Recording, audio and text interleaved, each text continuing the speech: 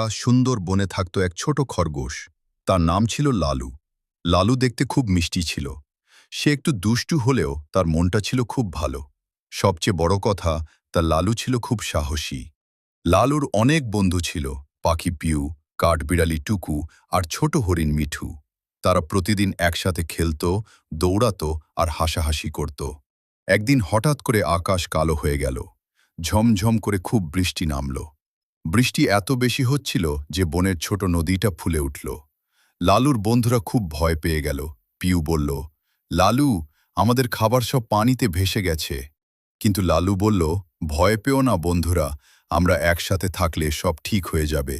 লালু সামনে এগিয়ে গেল।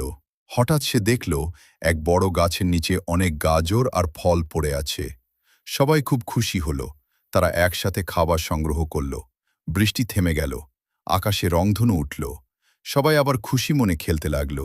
এই গল্পটা আমাদের শেখায়, বন্ধুত্ব আর সাহস থাকলে সব সমস্যার সমাধান হয়।